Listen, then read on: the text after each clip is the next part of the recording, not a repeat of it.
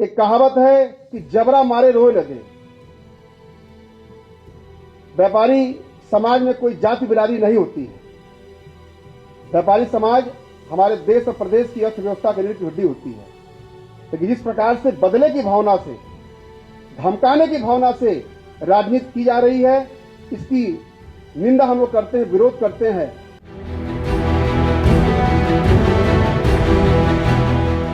देश के जाने माने बड़े नेता मोहम्मद आजम साहब, जो समाजवादी पार्टी के राष्ट्रीय महासचिव हैं और कई बार विधायक, मंत्री, सांसद मोहम्मद आजम साहब रहे, लेकिन जानबूझ करके जब से भारतीय जनता पार्टी की सरकार आई है, उनको तरह तरह के झूठे मामलों में फंसाना, मानसिक शारीरिक प्रताड़ना देना भारतीय जनता पार्टी का लगातार काम है।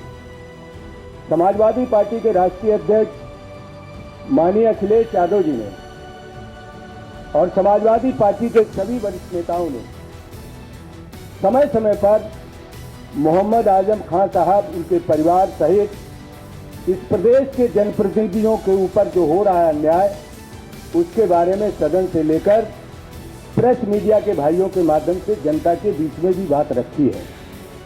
ये लोकतांत्रिक देश है, प्रजातांत्रिक ढंग है और हमारा देश विभिन्न धर्मों, विभिन्न जातियों, विभिन्न भाषाओं का देश है। हमारी मिली जुली गंगा जमनी संस्कृति है और ये देश तभी मजबूत होगा जब हम बिना भेदभाव के काम करें, भारत के संविधान के अनुरूप हम काम करें। लेकिन जानबूझ करके भारतीय जनता पार्टी द्वारा मोहम्मद आजम खान, जो इस देश के और समाजवादी पार्टी के जाने माने नेता हैं, उनको परेशान किया जा रहा है। अभी आज ही पढ़ा है कि उनकी जो सुरक्षा थी, वायु श्रेणी की जो सुरक्षा सरकार ने दी थी, केवल उनके जीवन को खतरा है इस बात पर दिया था, लेकिन वो भी सुरक्षा हटा ली गई। इससे बड़ा दुर्भाग्य क्या होगा? आज भारतीय जनता पार्टी के कुछ ऐसे नेता हैं जिनको सुरक्षा की जरूरत नहीं, लेकिन वो भी वायु श्रेणी लिए घूम रहे हैं।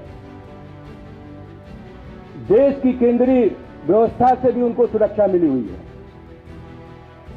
क्योंकि समाजवादी पार्टी और समाजवादी पार्टी के नेता माननीय अखिलेश यादव जी और माननीय अखिलेश यादव जी के साथ काम करने वाले, समाजवादी आंदोलन में बढ़ चढ़ कर हिस्सा लेने वाले लोग जानबूझ करके भारतीय जनता पार्टी द्वारा प्रताड़ित किए जा रहे हैं।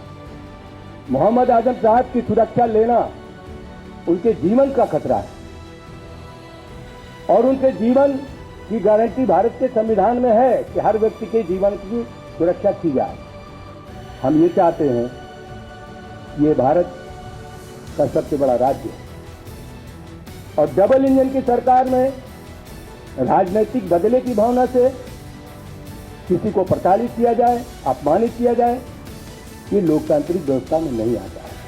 कि हमारे व्यापारियों ने कल समाजवादी व्यापार सभा के बैनर के नीचे माननीय अखिलेश यादव जी के अनुमति से प्रत्येक जिले में जो जीएसटी पर ईडी सीडी दखलंदाजी करेगी, इस बात को लेकर हमारे व्यापार सभा के पदाधिकारियों ने जनपदवार महामहिम राष्ट्रपति को ज्ञापन दिया है और उस ईडी की व्यवस्था को समाजवादी पार्टी गलत मानती है कि व्यापारियों का इससे उत्पीड़न बढ़ेगा, उनका शोषण बढ़ेगा। जीएसटी से वैसे ही परेशान है। जीएसटी में न जाने कितने प्रकार के संशोधन हुए, लेकिन अब तक भी जीएसटी का कोई सही फार्मूला नहीं आया जिससे व्यापारी चैन की नींद सो सके। व्यापारी परेशान, व्यापारी चिल्ला रहे हैं, उनकी बात को नजरअंदाज करना, किसान चिल्ला रहे हैं, किसान परेशान, उनकी बात को नजरअंदाज करना, आम आदमी महंगाई से परेशान, उनकी बात को नजरअंदाज करना, यह डेमोक्रेटिक पैटर्न में नहीं आता है। भारत सरकार के वित्त मंत्रालय ने एक अधिसूचना जारी की और उस अधिसूचना में ये बताया गया कि जीएसटी को अब prevention of money laundering act के अंतर्गत रखा जाएगा। आप जानते हैं कि पीएमएलए के अंतर्गत ईडी को सीधा अधिकार होता है कि वो जाके छापा मार सकती है और जाके धन संपत्ति को जब्त कर सकती है। देश और प्रदेश में जिस राजनीतिक दल की सरकार है वो शायद व्यापारियों की पार्टी कही जाती है, लेकिन चाहे नोटबंदी की बात करिए, चाहे अनियोजित लॉकडाउन की बात करिए, वन नेशन वन टैक्स की बात करने वाली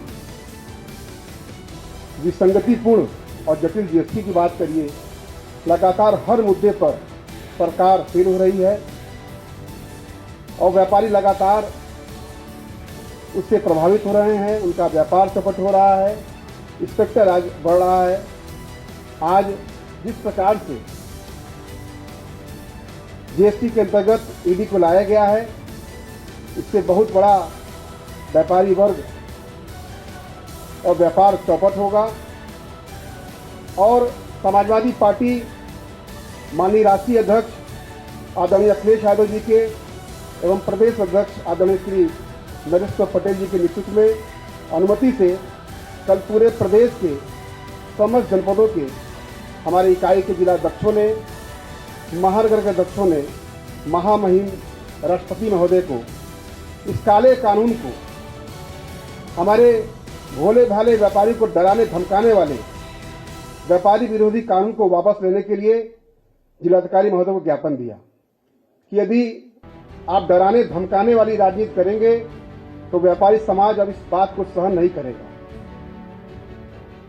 व्यापारी समाज को अपनी कठपुतली, अपनी बंधुआ मजदूर समझने वाली भाजपा को अब व्यापारी समाज समझ चुका है और जिस प्रकार से धमकी देकर वोट लेने की राजनीति हो रही है, उस पर निश्चित रूप से 2024 के चुनाव में उनको मुंहतोड़ जवाब मिलेगा।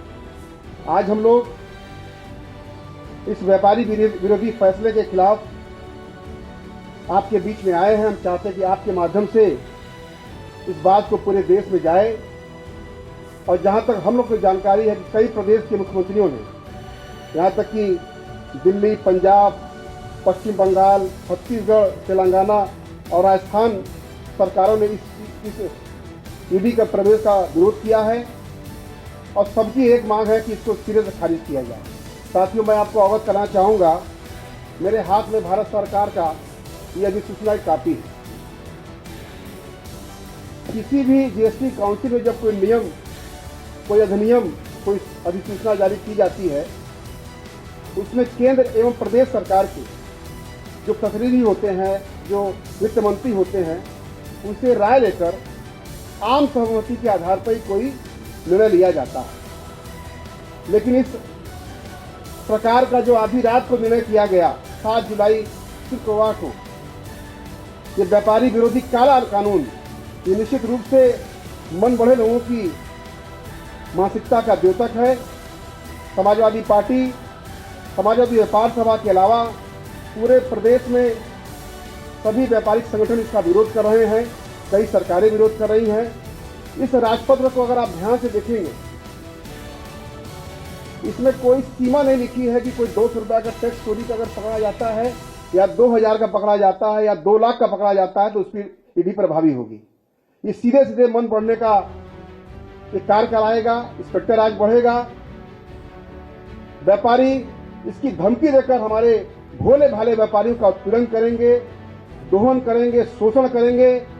आप जानते हैं कि पूरे प्रदेश में व्यापारियों के साथ चाहे सेल टैक्स की बात हो, चाहे इनकम टैक्स की बात हो, चाहे बाढ़ माफ की बात हो, चाहे खाद्य सुरक्षा की बात हो, तमाम सरकारी विभाग उनका शोषण करने का लगातार काम कर रहे हैं।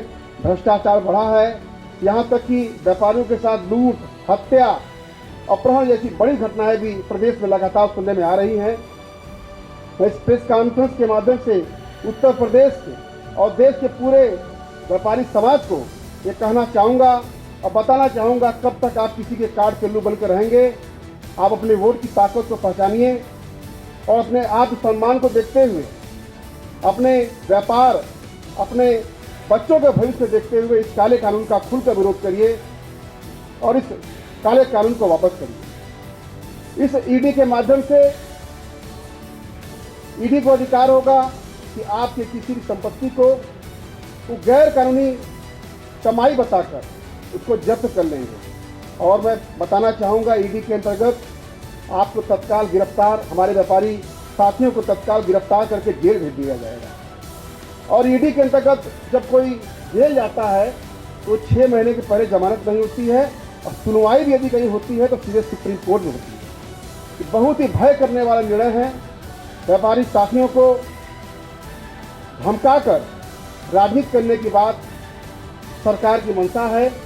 और मुझे लगता है कि इस काले कानून से जितने भी गैर भाजपा दल से प्रभावित या समर्थक हमारे व्यापारी साथी होंगे, उनको खोज कर इस काले कानून के आधार पर उनको जेल में बंद करने का काम करेगी। ऐसे इस व्यापारी विरोधी काले कानून का समाजवादी पार्टी, समाजवादी व्यापार सभा पुरजोर विरोध करती है और मांग करती है केंद्र सरकार के वित्त मंत्री से कि व्यापारी हित में, व्यापारी सम्मान में आपको इस निर्णय को वापस लेना होगा, वरना समाजवादी पार्टी और उसके संगठन के लोग, समाजवादी व्यापार सभा के लोग सड़क से संसद तक लोकतांत्रिक लड़ाई लड़ने के लिए कमर कस चुके हैं। इसकी शुरुआत, जैसा कि मैंने आपको बताया कि कल ज्ञापन पत्र के माध्यम से हमने कर दिया है, और आगे भी माननीय राष्ट्रीय अध्यक्ष, माननीय प्रदेश अध्यक्ष की अनुमति से, सहमति से हम लोग आगे कार्यक्रम तय करेंगे और मांग करते हैं कि इस काले कानून को वापस किया जाए। साथ ही साथ इस प्रेस वार्ता के माध्यम से आपको हम बताना चाहेंगे कि अभी उत्तर प्रदेश में नहीं, पूरे देश में फर्म सत्यापन के नाम पर, आपके रजिस्ट्रेशन वेरिफिकेशन के नाम पर पूरे देश में SGST यानी कि स्टेट GST के अधिकारियों द्वारा एवं CGST केंद्र सरकार के सेंट्रल GST के अधिकारी द्वारा लगातार हमारे भोले भाले व्यापारियों को बुलाकर उनको कार्यालय में उनका उत्पीड़न और शोषण करने का काम हो रहा है। और उस पर यार ईडी का दखल करना ये कोर्ट में कहा काम करेगा, इसकी हम लोग घोर निंदा करते हैं। हम लोग इस वार्ता के माध्यम से ये भी कहना चाहेंगे और सरकार से मांग करेंगे, ईडी की दखलंदाजी समाप्त की जाए, फर्म सत्यापन के नाम पर जो उत्पीड़न है उसको बंद किया जाए।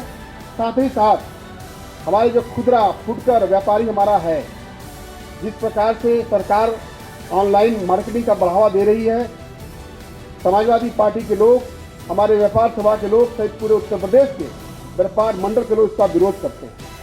क्योंकि जिस प्रकार से ऑनलाइन मार्केटिंग का बाजार बढ़ रहा है, हमारा छोटा फुटकर खुमचा रेहड़ी वाला दुकानदार इससे प्रभावित हो रहा है।